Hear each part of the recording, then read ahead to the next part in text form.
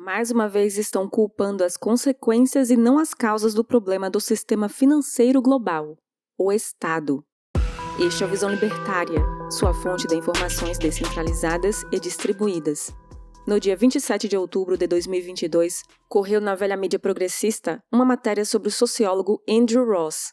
Esse pesquisador postula que a sociedade mudou para o mundo em que cada vez mais a classe trabalhadora vive afogada em dívidas. Dá para perceber o cunho de luta de classes de viés marxista na notícia. Ou seja, a culpa de os pobres serem mais pobres é o capitalismo selvagem, que endivida a classe trabalhadora e faz os credores serem a nova classe dominante. O sociólogo sustenta que, enquanto uma pessoa estiver endividada, os credores podem ganhar dinheiro com ela. Isso é uma obviedade, não? Mas não será o endividamento uma consequência de outros problemas estruturais da sociedade? É o que tentaremos abordar neste vídeo. Sim, em certo sentido, somos prisioneiros dos bancos. Para Andrew Ross, nos transformamos em uma sociedade presa na creditocracia, que seria um sistema em que os cidadãos precisam pedir dinheiro emprestado para atender às suas necessidades básicas. Um mundo em que corporações de capital privado e todo o sistema bancário se tornaram ferramentas de acúmulo de capital para seus proprietários, clientes e acionistas. No fim das contas, o que a dívida faz é redistribuir a riqueza para cima e restringir a democracia para baixo, diz Andrew Ross, que é professor de análise social e cultural da Universidade de Nova York. Faltou apenas consultar um professor de economia austríaca, não é mesmo, tio Andrew? Para começar, o sistema de economia keynesiana usa o consumo como termômetro de crescimento e de economia aquecida. O foco não é a poupança. Veja como a esquerda aqui em Banânia, por exemplo, se volta contra o ensino de educação financeira nas escolas.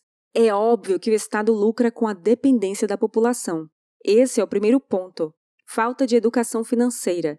Incentiva a população a ser consumista, menos poupança e mais consumo. Todos os estados do mundo tendem ao keynesianismo e à teoria moderna monetária. O Estado injeta liquidez na economia, o crédito fica barato e bancos passam a despejar empréstimos. Na visão de um libertário, todo governo é um tipo de socialismo. Porém, existem governos mais à esquerda ainda. Note como governos da esquerda adoram essa política de impressão de dinheiro, crédito fácil e endividamento da população com boletos e mais boletos.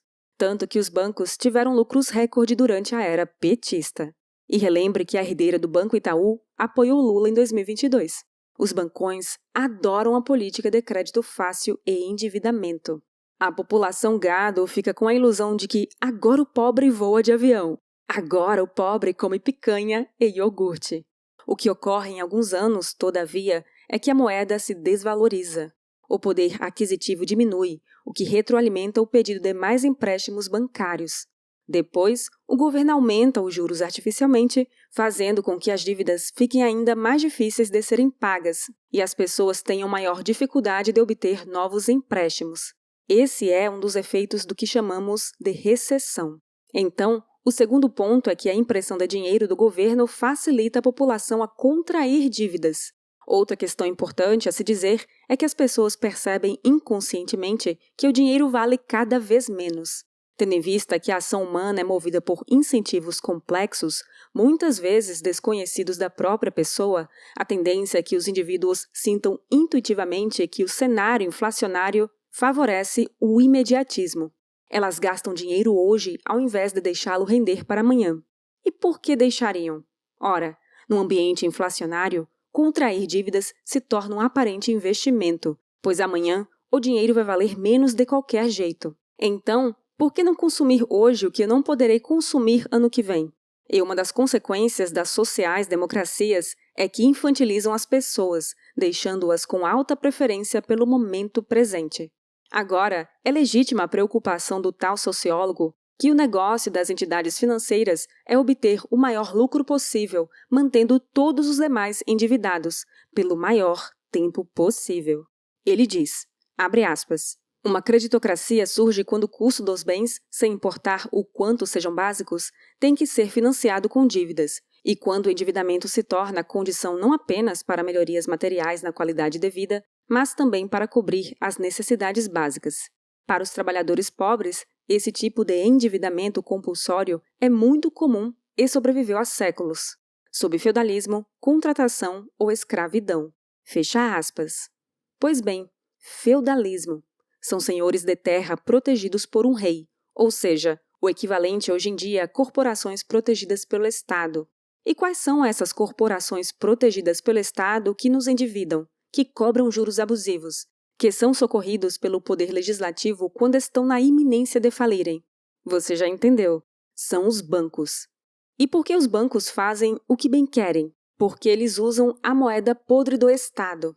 A moeda fiduciária nos é imposta pela força. Uma shitcoin que não tem lastro em nada pode ser criada à vontade sem custos para o governo, o qual pode comprar tudo primeiro para os parasitas, criando escassez para os súditos.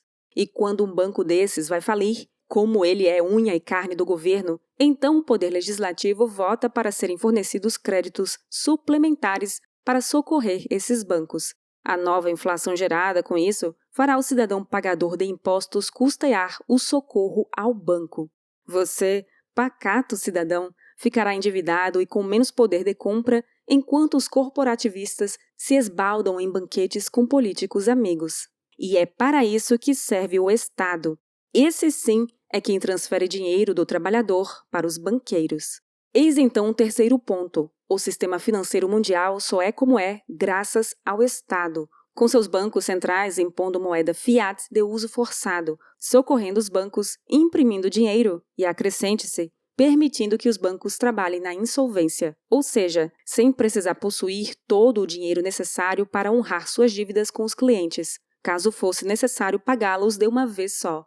Quando os clientes precisam sacar seus dinheiros no banco ao mesmo tempo, surge o fenômeno da corrida aos bancos. E então, os bancos insolventes não possuem todo o dinheiro.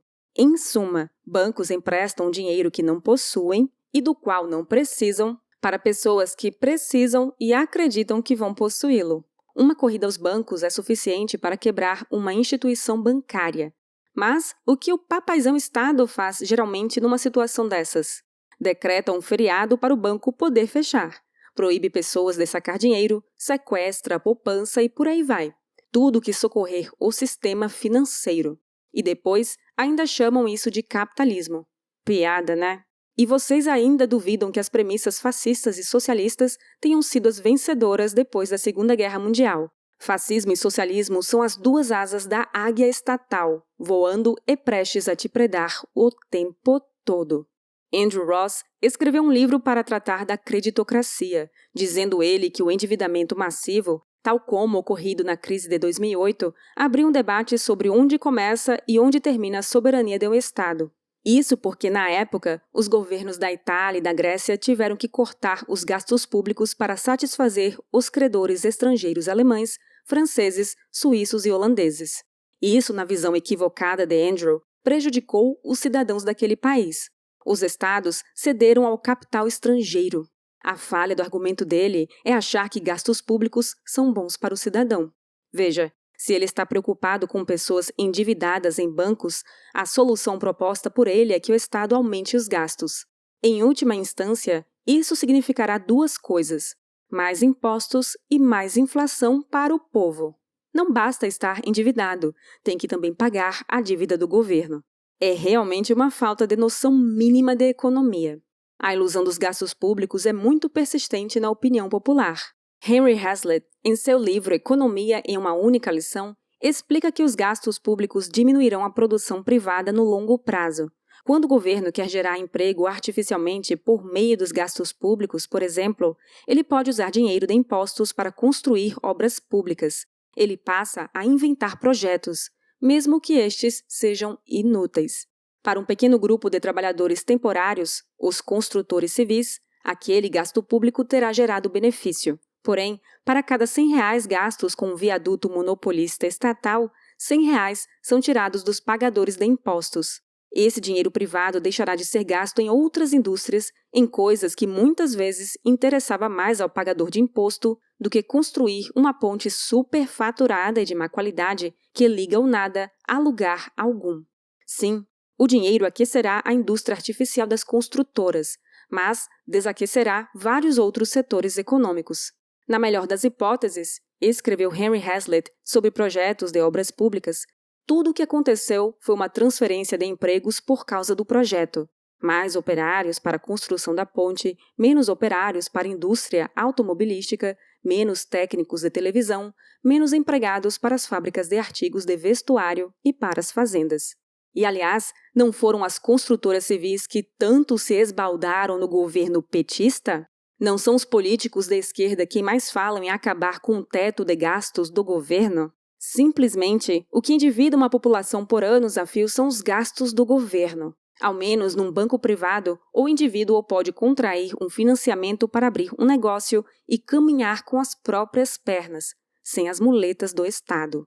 Obrigada por sua audiência! Este artigo foi sugerido por Catarina Venenosa, escrito por Rhodes, revisado por Donda e narrado por Baby Yoda. Se você deseja acompanhar nosso conteúdo, inscreva-se no canal e clique no ícone de campainha. Até a próxima!